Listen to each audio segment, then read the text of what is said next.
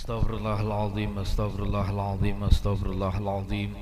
Al-Fatihah ila hadrati Sayyidina Rasulillah Muhammad ibn Abdullah sallallahu alaihi wa alihi wasallam wa ajwajihi wa durriyatihi wa ahli baiti tayyibin at-tahirin wa ashabil akramin. Summa ila arwahi masyayikhina wa muallimina wa dawil huquqi alaina ajma'in. Summa ila arwahi walidina walidikum wa amwatina wa amwatikum wa amwatil muslimina wal muslimat annallaha tagasham birrahmah wa maghfirah wa askumul jannah birahmatin insya'illahil fatihah. A'udzu billahi minasyaitonir rajim.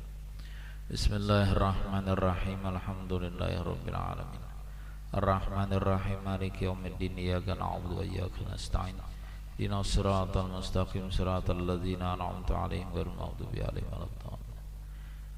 Bismillahirrahmanirrahim. Assalamualaikum warahmatullahi ta'ala wabarakatuh. Alhamdulillah, alhamdulillahi rabbil alamin. Allahumma salli wa sallim ala sayyidina Muhammad wa ala alihi fi kulli lahzatin abadan adada ni'amillahi wa ifdalihi. Allahumma inni uqaddimu ilaika baina yadaya dhalika kullih kulla nafsin wa lamhatin wa lahzatin wa hatratin yatribu biha ahlus samawati wal ard wa kulla syai'in huwa kainun fi ilmik aw qad kana uqaddimu baina yadaya dhalika kullih. Allahumma rabbana atina min ladunka rahmah wa 'allimna min ladunka ilman. Subhanaka la ilma lana illa ma 'allamtana innaka antal alimul hakim wa tub 'alaina innaka antat tawwabur rahim. Wala haula wala quwwata illa billahil 'aliyyil 'azim.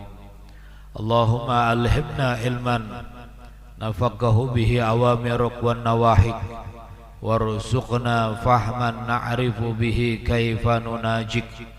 Allahumma inna nas'aluka fahman nabiyyin wa hifdzal mursalin wa ilhamal malaikatil muqarrabin. Allahumma aghnina bil ilmi wa zayyina bil hilmi wa akrimna bit taqwa wa jamilna bil afiyah ya arhamar rahimin. Nawaitu ta'alluma wa ta'lima wa tadhakkura wa tadhkira wa naf'a wal intifa wal ifadata wal istifadah wa hatha ala tamassuki bi kitabillah wa sunnatir rasulih wa du'a ilal huda wa dalalati alal khair ibtigha'a wajhillah wa mardatihi wa qurbihi wa thawabih.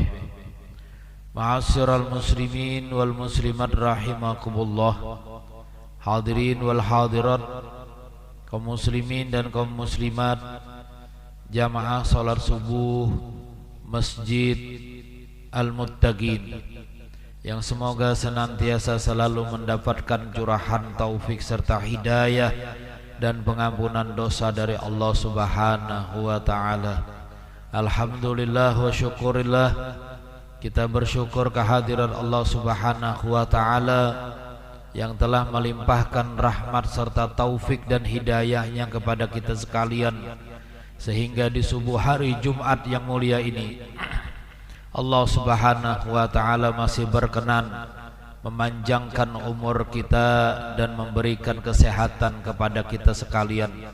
Dapatlah kembali kita melaksanakan akan kewajiban-kewajiban kita kepada Allah Subhanahu wa ta'ala, dan mudah-mudahan semua amal ibadah yang kita laksanakan di dalam masjid yang mulia ini diterima oleh Allah Subhanahu wa ta'ala, dilipat gandakan amal pahalanya serta dijadikan sebaik-baik amal ibadah selama hidup kita di atas dunia. Amin amin ya rabbal alamin. Ma'asyiral muslimin rahimakumullah, hadirin yang dimuliakan oleh Allah Subhanahu wa taala. Melanjutkan daripada pengajian kita yang telah lalu. Wa qala musannif rahimallahu taala wa nafa'ana bihi wa bi ulumihi fi dharaini amin. Radhiyallahu anna wa ankum wa an jami'il muslimina amin.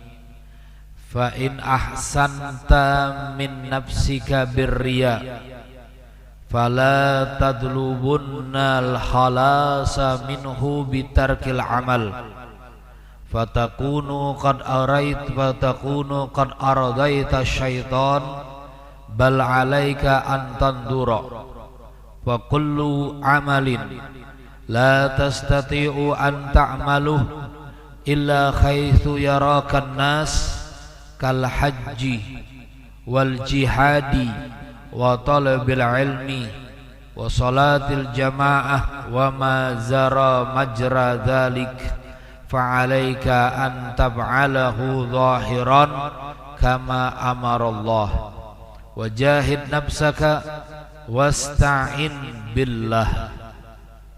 Al-Imam Al-Habib Abdullah bin Alwi bin Muhammad Al-Haddad radhiyallahu an, beliau menyebutkan di dalam kitabnya Risalatul Mudzakarah ini bahwasannya ar-riya ibaratun 'anit talabil manzilah indan nasi bi'amalin yatagharrabu bi'mithlih illallahi kasalati wasiyam.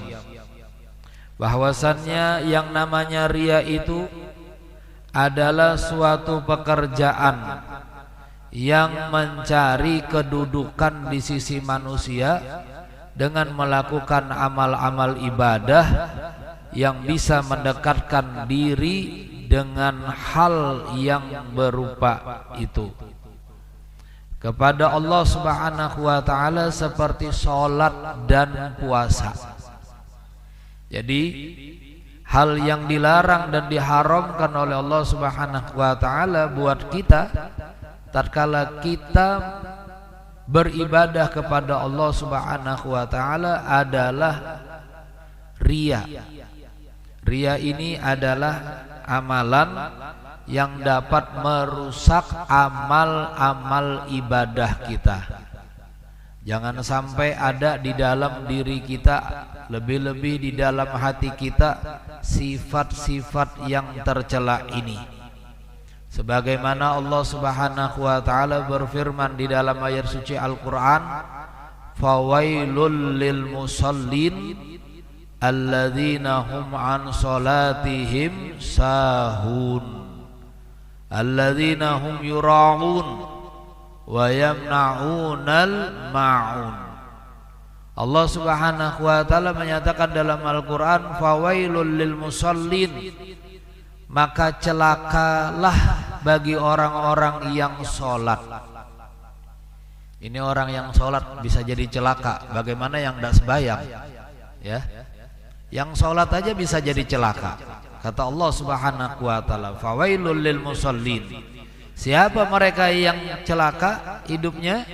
Alladzina hum an salatihim sahun, yaitu mereka orang-orang yang lalai dengan sholatnya. Alladzina hum yura'un, dan mereka orang-orang yang berbuat riya.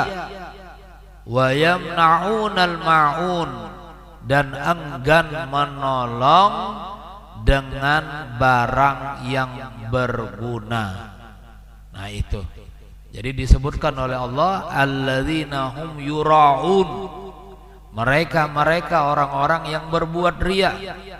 Jadi termasuk orang-orang yang celaka karena ibadahnya adalah orang yang lalai dalam sholatnya, ya.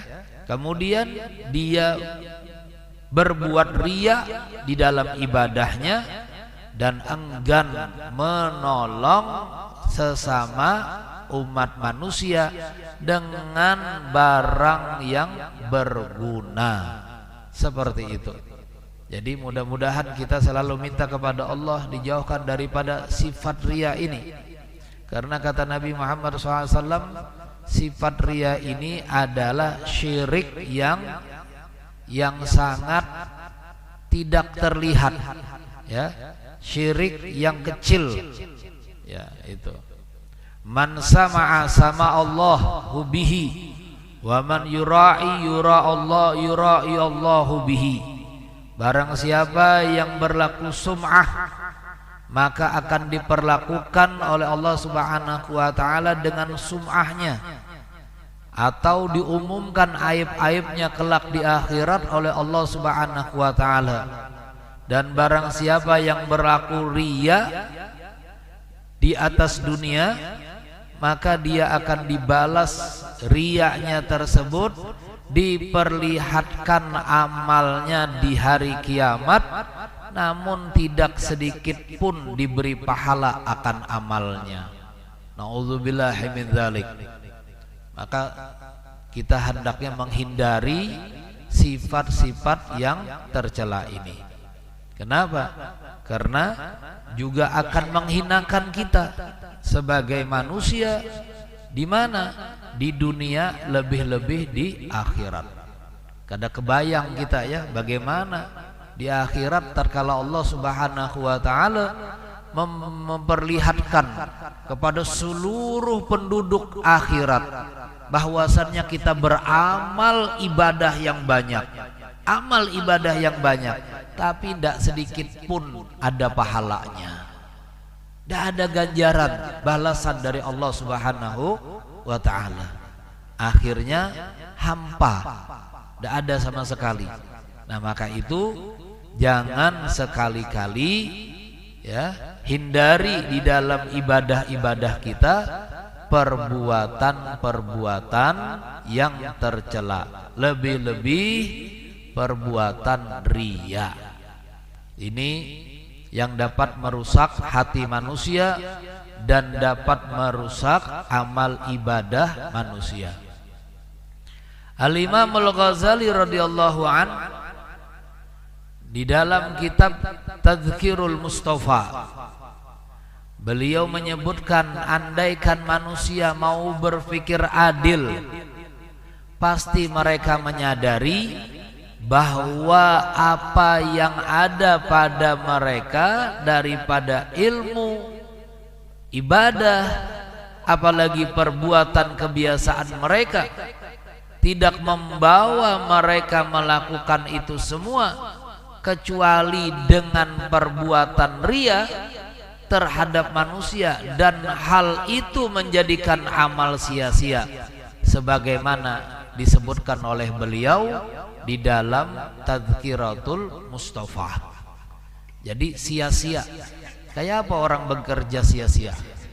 Itu kan, bekerja sia-sia, beramal sia-sia. Maka itu di dalam sekarang ini kita berada di bulan haji, ya. Nah, di dalam hadis Nabi Muhammad sallallahu alaihi wasallam, beliau menyebutkan bahwasannya ada orang-orang yang berangkat haji itu, kata Nabi Muhammad sallallahu alaihi wasallam, nanti di akhir zaman 4 golongan mereka, ya, menunaikan ibadah haji 4 golongan mereka. Siapa golongan mereka yang menunaikan ibadah haji di akhir zaman? Pemimpin mereka berhaji untuk berlibur. Itu. Ini di akhir zaman, ujar Nabi seperti itu. Kalau pemimpin mereka berhaji, mereka berlibur, dianggapnya berlibur, bertamasya. Itu. Kemudian yang kedua, orang kaya di antara mereka berhaji tapi untuk berdagang. Nah, itu. Sudahkah ada yang kaya ini? Atau belum? Nah, kalau belum berarti belum akhir zaman lagi nih. Itu, ya. Masih panjang lagi dunia ini umurnya. Itu. Tapi kalau ada berarti sudah alamat akhir zaman. Itu. Kemudian orang-orang fakir daripada mereka berhaji tapi hanya untuk minta-minta di sananya. Itu, berhaji tapi untuk minta-minta. Dan orang-orang alim di antara mereka berhaji hanya untuk mencari popularitas, kemasyhuran. Nah itu. Jadi 4 ini kata Nabi Muhammad SAW semuanya adalah perbuatan tercela yang pastinya di dalamnya mengandung penyakit riya. Itu. Maka itu jika seseorang hamba bersifat riya, maka Allah Subhanahu wa taala akan berkata kepadanya nanti, lihatlah bagaimana engkau dulu hidup di dunia menghinakan diriku, kata Allah Subhanahu wa taala. Dengan sebab perbuatan riyanya itu, Allah berkata kepada dirinya nanti di yaumil qiyamah. Apa kata Allah? Bagaimana engkau dulu menghinaku hidup di dunia. Na'udzubillah min dzalik. Bagaimana tidak menghina Allah? Ya. Jadi beramal ibadah bukan untuk Allah tapi untuk manusia, untuk dilihat dan untuk disanjung oleh manusia. Nah, maka itu kata Ibrahim ibn Adham radhiyallahu an, seorang sufi yang sangat terkenal, beliau mengatakan, jangan kamu bertanya kepada saudaramu tentang puasa yang dikerjakan olehnya. Jadi kalau bulan puasa jangan betakun lawan kawan, puasa kapian, jangan. Itu. Kenapa? Karena jika dia menjawab aku sedang berpuasa, maka jiwanya senang akan hal tersebut. Itu. Orang kalau kita takuni, pian puasakah? Lalu inya menyambat, inggih puasa. Nah, berarti tatkala dia mengucapkan dirinya berpuasa, maka di saat itulah jiwanya, batinnya, hatinya yang sangat dalam akan mengatakan dan senang akan hal tersebut. Nah, dan jika dia menjawab aku tidak berpuasa, maka jiwanya, kata Imam Ibrahim ibn Adham, jiwanya akan susah dengan hal tersebut. Itu. Jadi dua jawaban ini dua-duanya termasuk riya. Nah itu. Jadi yang pertama, tatkala dia menjawab bahwasannya dirinya menjalankan ibadah puasa, dia senang. Tatkala dia mengatakan dia tidak berpuasa, dia tidak senang, sedih kepada dirinya, itu juga adalah riya. Luar biasa ya. Itu. Maka itu kata para ulama, kalau kita ditanya orang, sudahkah sembahyang? Sudahkah puasa? Pian lagi puasakah? Jangan menjawab, ya saya lagi puasa. Jangan. Tapi pilih jawaban yang lain. Itu, pilih jawaban yang lain. Sepertinya saya hanya menahan lapar aja. Puasa kan ada juga Bang, tapi hanya menahan lapar aja. Nah, padahal menahan lapar itu kan juga puasa. Nah itu, ya. Jadi jangan disebutkan ibadahnya, tapi beri jawaban yang lain daripada menyebutkan ibadahnya. Dengan tujuan apa? Dengan tujuan agar hati kita selamat daripada membanggakan akan ibadah. Nah itu. Jadi bangga dengan ibadah. Itu. Apalagi sampai dilihat orang, ya kan? Nah, itu. Fa in ahsanta min nafsik birriya.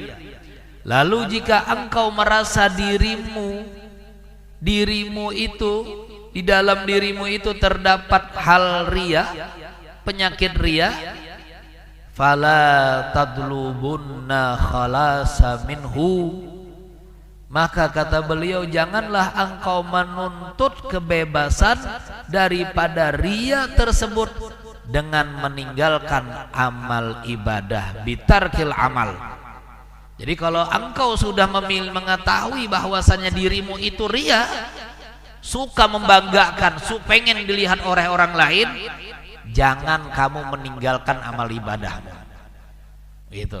Jangan kamu meninggalkan akan amal ibadahmu. Fatakunu qad ardaita syaiton.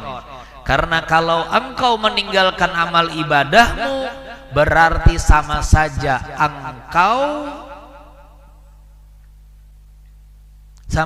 engkau meridhoi syaiton yang merusak kepada dirimu. Jadi kalau memang kita sudah mengetahui itu dalam diri, ini kita sembahyang ini karena hendak dilihat orang, ini kita ibadah ini karena pengen dilihat orang, ini kita bersedekah ini karena memang ingin dilihat orang. Kata beliau, teruskan dengan riakmu itu, teruskan dengan banggamu itu, teruskan ibadahmu yang dengan banggamu itu, teruskan. Jangan kamu menjadi sebab membikin syaitan ridho dengan dirimu. Itu. Jadi walaupun kita dengan ria, teruskan aja ibadahnya, jangan berhenti. Itu, jangan berhenti. Kenapa? Karena suatu saat engkau akan membiasakan hatimu dan dirimu dengan sifat ikhlas. Itu. Ya, jadi memang harus latihan semuanya itu ya. Harus latihan. Tidak bisa langsung simsalabim, tidak bisa. Harus latihan, memaksa diri, mendidik hati, mendidik perasaan yang ada di dalam diri kita sehingga bisa terkontrol jiwa dan sanubari kita ini. Nah, jadi kita yang harus mengontrol diri kita. Jangan kita nyuruh orang mengontrol diri orang. Tidak. Kenapa? Karena kita tidak bisa mengatur hati orang lain. Kita tidak bisa mengatur hati orang lain. Kita tidak bisa mengatur sanubarinya orang lain. Kita tidak bisa mengatur pikiran orang lain. Ya kan? Tapi kita bisa mengatur dan mengontrol diri kita. Maka di saat itulah kita diperintahkan untuk mengontrol dan mengatur diri kita, terutama hati kita. Jangan sampai berbuat hal-hal yang tercela. Jangan nyaci maki orang. Yang jangan nyaci maki orang ini siapa? Ya kita yang punya diri, yang bisa mengontrol diri. Itu kan? Jangan suudzon dengan orang lain, berprasangka tidak baik dengan orang lain. Siapa yang harus mengontrolnya? Ya kita yang punya diri. Itu. Kita yang punya diri, kita yang punya pikiran, kontrol diri kita. Jangan sampai kita mengerjakan yang tidak baik. Begitu juga sifat riya. Kalau kita sudah membiasakan, walaupun pertama-tamanya kita pengen dilihat oleh orang dengan ibadah kita, jangan kau tinggalkan, kata beliau. Ibadahmu jangan kau tinggalkan. Lanjutkan terus amal ibadahmu sampai engkau bertemu dengan yang namanya ikhlas. Nah, karena manusia ini ketuhukannya mau juga sudah. Iya kan? Itu sifat manusia tuh, ketuhukannya mau juga sudah. Aduh, buhan Nyai, ternyata sakit hati. Kenapa? Mbah ibadah hendak melihat orang terus. Nah, di saat itu dia akan ketemu dengan yang namanya ikhlas. Itu. Kalau sudah dia merasa sumpek, merasa tidak bahwasannya ria itu tidak baik berada di dalam dirinya. Bal alaika an tandura. Bahkan bagi dirimu dapat merenungi kenapa engkau melakukan amal ibadah tidak mengharap ridhonya Allah, tapi mengharap ridhonya orang lain. Padahal kata Nabi Muhammad SAW, beliau bersabda, ridhon nas ghayatun la tudrak. Mengharap ridhonya manusia itu adalah angan-angan yang tidak akan pernah tercapai selama-lamanya. Itu. Kalau berharap manusia ridho dengan kita, senang dengan kita, lihat aja, selama-lamanya manusia itu tidak akan pernah senang dengan kita. Apalagi zaman wayahin ini, berbuat baik disalahkan orang, berbuat jahat tambah lagi disalahkan orang. Iya kan? Ini zamannya sudah berbuat baik ada aja orang yang protes sama kita. Apalagi kita berbuat tidak baik, tambah banyak lagi yang protes sama kita kan, seperti itu. Nah, jadi jangan meminta, mengharap ya ridhonya manusia, jangan. Itu. Berusaha latih diri kita, tidak mengharap ridhonya manusia. Ya, mau manusia senang, mau manusia memuji kita, mau manusia mengatakan kita orang alim ataupun tidak, itu bukan urusan kita. Itu. Dan jangan minta SK-nya dengan manusia. Kenapa? Karena itu adalah sesuatu yang tidak akan pernah engkau dapatkan selama-lamanya. Nah itu. Jadi jelas ya. Jangan minta manusia yang senang, tapi minta agar Allah Subhanahu wa taala yang senang melihat amal ibadah kita. Sehingga karena kita berharap Allah Subhanahu wa taala senang dengan amal ibadah kita, maka kita akan terus-menerus memperbaiki amal ibadah kita. Maka itu kata Sayyidina Ali ibn Abi Thalib radhiyallahu an, beliau mengatakan, biasakan dirimu itu, kata beliau, jangan hanya mengerjakan yang banyak, fokus kepada yang banyak jangan, tapi biasakan dirimu itu fokus kepada kesempurnaan. Gitu. Jadi jangan hanya mengerjakan yang banyak tapi tidak sempurna. Itu kan? Kejar yang sempurna, sekalipun sedikit tapi sempurna. Sebagaimana firman Allah Subhanahu wa taala di dalam Al-Qur'an, alladzi khalaqal mauta wal hayata liyabluwakum ayyukum ahsanu amala. Allah nyatakan kehidupan dan kematian yang ada di atas dunia ini semuanya menguji kepada kalian, siapa di antara kalian yang paling sempurna amal ibadahnya. Tidak dinyatakan yang paling banyak amal ibadahnya. Itu kan. Jadi fokuslah, kata Sayyidina Ali bin Abi Thalib, kepada penerimaan amal ibadah itu. Itu penerimaan amal ibadah itu. Sedikit asal diterima oleh Allah Subhanahu wa taala, itu lebih baik daripada kita mengerjakan yang banyak tapi belum tentu diterima oleh Allah Subhanahu wa taala. Nah itu. Jadi para ulama-ulama pun mereka menyatakan, mengajarkan kepada kita, jangan ya menambah amal ibadah yang baru kalau satu ibadah yang sudah kita biasakan itu belum sempurna. Jangan menambahi amal ibadah yang baru sekiranya yang sudah kita gawi aja belum sempurna. Jangan. Dilarang seperti itu. Kenapa? Karena akan membebani diri kita. Itu.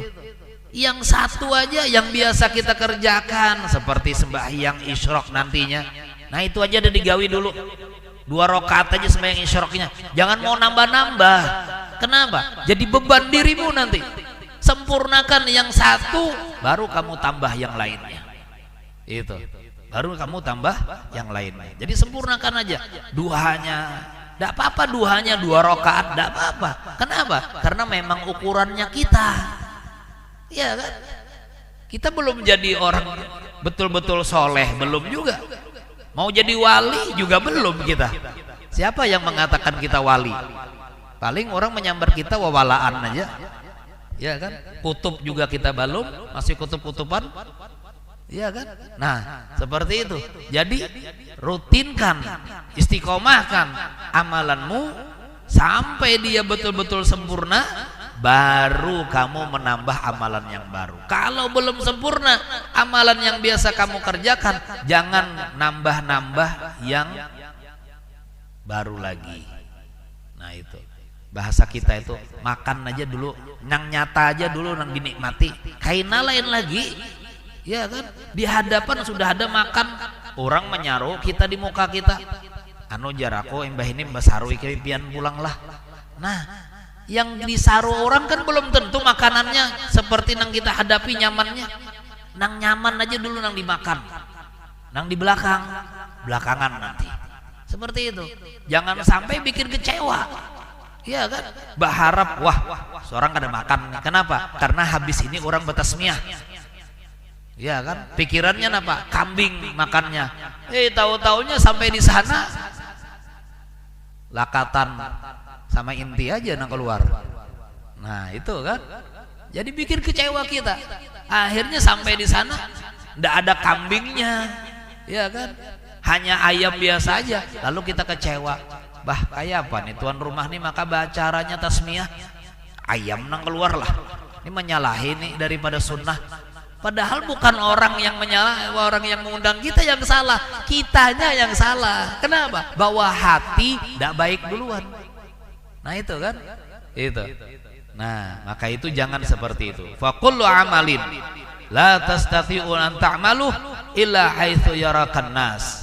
Adapun setiap amal-amal ibadah yang engkau tidak mampu melakukannya kecuali pasti manusia akan melihatmu, maka teruskanlah amal ibadahmu itu. Seperti apa? Seperti haji, ya, ibadah haji kayak apa hendak ada kelihatan orang, mau seduniaan orang melihat, ya kan, tidak bisa. Nah itu teruskan saja kata beliau. Seperti jihad, ya kan, itu tidak bisa kita jihad sembunyi-sembunyi, tidak bisa, ya kan, itu. Wa talabil ilmi, menuntut ilmu juga kata beliau, itu memang dilihat, harus dilihat oleh orang lain. Nah kalau itu kerjakan saja semuanya. Wa sholatil jamaah, seperti sholat berjamaah, memang harus dilihat oleh orang lain, maka laksanakanlah itu. Wa majara majra dzalik fa alaika an tab'alahu zahiran kama amarakallah, ya.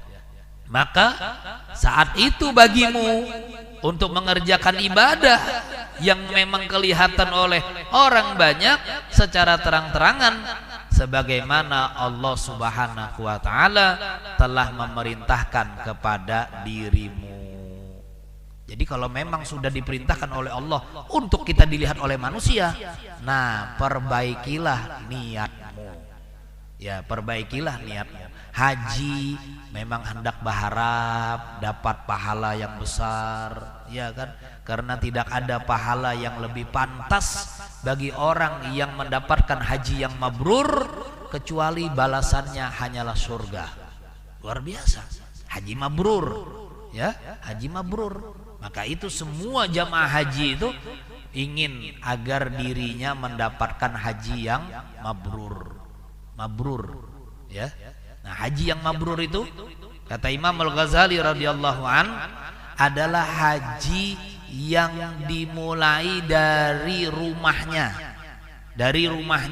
terkala dia mau berangkat sampai dia balik ke rumahnya lagi setelah selesai melaksanakan ibadah haji, itu dia mengerjakan semua sunnah-sunnah yang diajarkan oleh Nabi Muhammad SAW. Itu haji mabrur menurut versinya Imam Al-Ghazali. Ada orang tolak haji, tolak umroh, ya, di dunia, di kampungnya sembahyangnya luar biasa, gobliyah subuh, ya, gobliyahnya tidak pernah ketinggalan, ba'diyahnya tidak pernah ketinggalan. Taunya sampai di sana karena sibuk berkisahan lawan kawan sekamar, akhirnya kada tegawi lagi.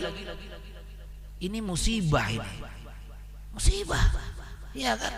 Di kampung, waktu dia di kampung, dia kuat aja berjalan ke masjid untuk sembahyang berjamaah, ya. Tapi terkala haji, alasannya jauh lah, itu kan, alasannya jauh lah. Yang disalahkan pemerintah, mandak kejauhan benar, itu kan, itu. Padahal tidak keluar daripada kampung Makkah Al-Mukarramah, itu kan, kampung haram. Di Mekah itu ada kampung namanya Haram, yaitu sekitaran Masjidil Haram itu haram, ya kan. Kalau Mekahnya besar kampungnya, itu kan, seperti Banjarmasin. Banjarmasin kan besar, tapi amun Bekauman sekitaran Masjid Al-Mutakin ini aja. Nah, masih dalam seputaran masjidnya saja kita sudah hendak kuat lagi, itu. Makanya itu latihan banyak-banyak berjalan sebelum menunaikan ibadah umroh, sebelum menunaikan ibadah haji. Nah kalau umroh kan pasti hotelnya parak-parak, gitu kan. Kalau haji kan jauh-jauh asramanya, itu.